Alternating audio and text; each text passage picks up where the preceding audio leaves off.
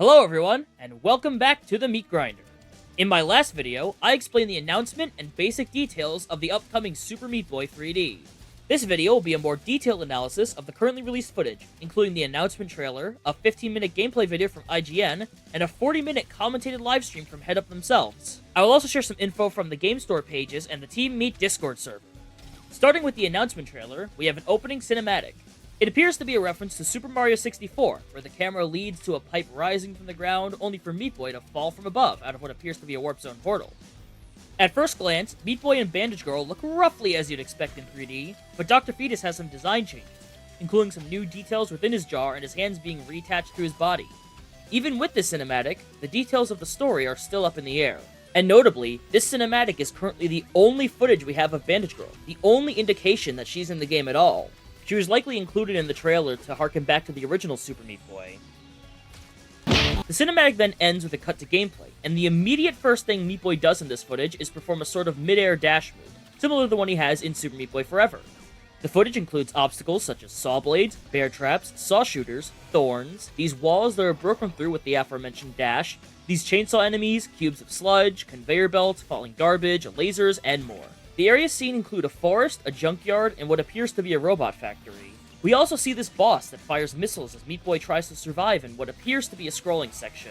This is probably the boss of the forest area. We also have footage of Meat Boy performing a wall run across these rows of thick saws. I presume these are a more specific 3D replacement for those walls of saws from the other games. Lastly, we have footage of multiplayer. I'm interested to see how it would work in 3D, given it will probably be more resource intensive than in previous games. Those games reduced or removed certain effects to prevent crashes, so this game will probably do the same. The trailer ends with the announcement of the game title, which is seemingly done by Wiggly Check, the guy who did voiceover for the other games. Super Meat Boy 3D Warp Zone! Chapter complete! That's all the official trailer has to offer. Next, let's take a look at IGN's 15-minute gameplay video. The first 6 minutes of the video appear to be an unedited playthrough of the first few levels of the game, which are in the forest theme. These early levels each feature some tutorial boxes on how to play the game, which appear to be narrated by the MGS squirrel from Super Meat Boy Forever. I noticed that the animation here for the dash looks like a punch, much like the dash in Super Meat Boy Forever, but in gameplay it's more of a corkscrew headbutt motion. My guess is that it was changed recently, but the tutorial animation wasn't ready by the time of announcement. Each level begins and ends with some sort of crystal-like rift, and inside of them you can see Nugget? It seems there may be more to the story than expected, perhaps involving some sort of alternate dimension? Here is my theory. The cinematic, which could possibly be the opening cutscene of the game, connects to the ending of Dr. Fetus' Mean Meat Machine, with Warp Zone portals appearing out of nowhere. It's possible the Meat Boy from the first two games was also taken through a Warp Zone and transported to this literal third dimension. Meanwhile, these are the Bandage Girl and Dr. Fetus from this dimension, with Fetus performing his first kidnapping, and the Nugget we see in the rift is the Nugget from Super Meat Boy Forever, while this dimension's Nugget hasn't been born yet.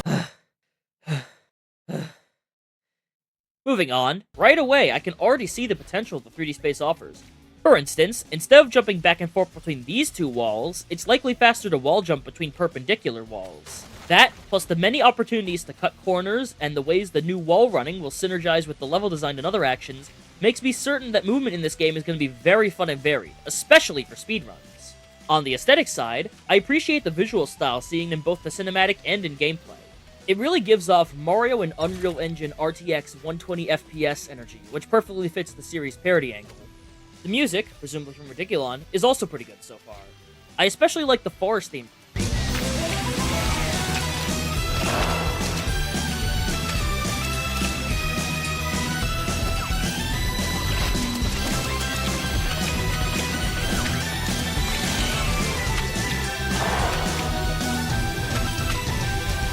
At around the 6-minute mark, the scene changes to a better look at the boss fight from the trailer, which I'm hoping is called Medium Slugger.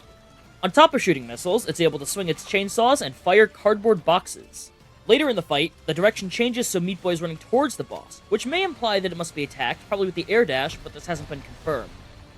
Before the 8-minute mark, the scene changes to the junkyard level theme as seen in the trailer. Fans return from the other games, but there are also garbage ball launchers that behave similarly to saw shooters. Scraps of garbage and pools of toxic waste are also present as harmful surfaces. The routing scene here is because of these fence walls, which can't be wall jumped off of, as confirmed in the Team Meat Discord server and in the Ahead stream. At this point, we've seen a bandage from every level shown so far. More on that later. The remaining footage is from levels with the factory theme. with buckets and pools of molten slag, robots on assembly lines, retractable spikes, and more. It's here where we most easily see that your death count determines how damaged Meat Boy appears, both in the level and at the end of the level. The last level change has us see the Dark World variant of the previous factory level. It appears that these purple crystals, much like the ones seen with these rifts, indicate Dark World levels. As expected, it's harder, with more saws, retractable spikes, and missile launchers. The footage then ends after this level. Finally, let's take a look at the 40-minute stream from Headup. This video played on loop on the Steam page for a few days. Special thanks to Dak for archiving this footage. There's a lot to cover here, so let's get started. This stream was commentated by art director Dominic Plasman and designer Christian Patora, 2 of the 7 members of Sluggerfly. First, they explain how the game came to be. After wrapping development on Hell Pie, Headup's Dieter Scholler approached Sluggerfly and suggested that they work on a Super Meat Boy game. They accepted, looking at both the importance of Super Meat Boy to indie gaming, as well as their own list of games being similar on a tonal level, often crass and humorous. Moving on to the gameplay itself, it stated that by default, Meat Boy's movement is locked to 8 directions, think the original Crash Bandicoot. Given the series' focus on precision platforming, I think this decision makes sense, and the level design seems to be built around it. It works because we basically have 8-directional movement more or less, so you can turn that off, but by default it's on because the whole game is built in 45-degree angles. In this first level, a bandage is collected, and it's confirmed here that bandages in this game will unlock new characters. Whether or not these are guest characters like in the first game, or original characters like in Forever, is still unknown. Another thing to note about bandages is that, as confirmed in this stream, every single level in the game will have a bandage.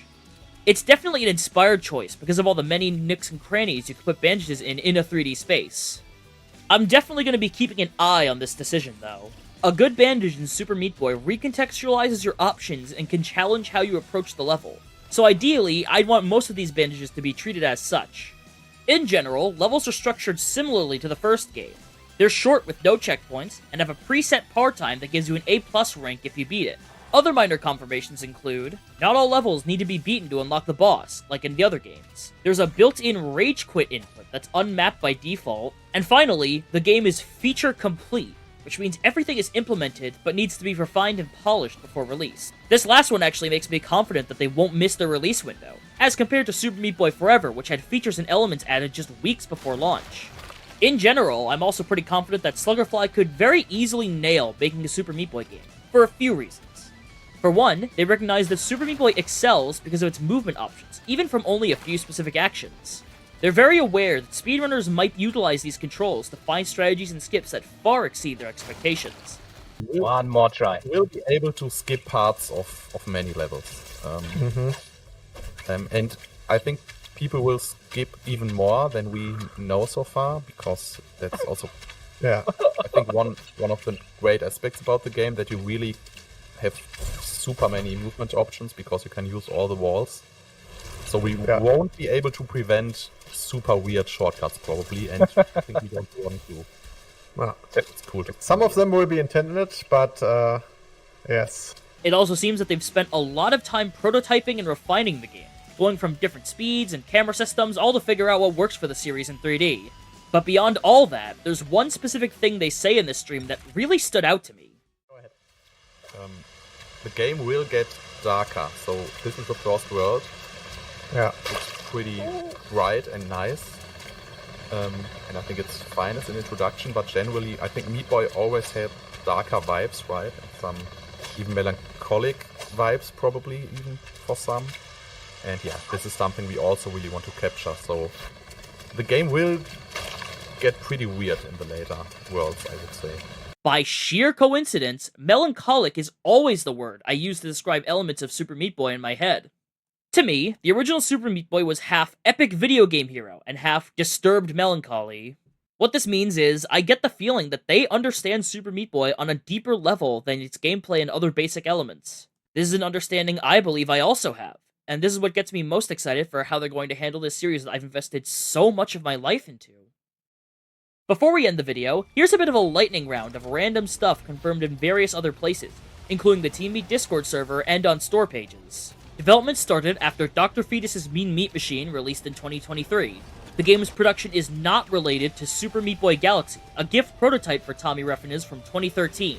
There will be no ice levels. The game is standalone, but what this means specifically is unknown. It is supposedly playable on Xbox One, according to the Xbox Store, despite not being one of its official platforms. A Nintendo Switch 2 release is possible in the future, but nothing is concrete as of yet. And finally, this is one of the 3 Super Meat Boy projects said to be in development in the past.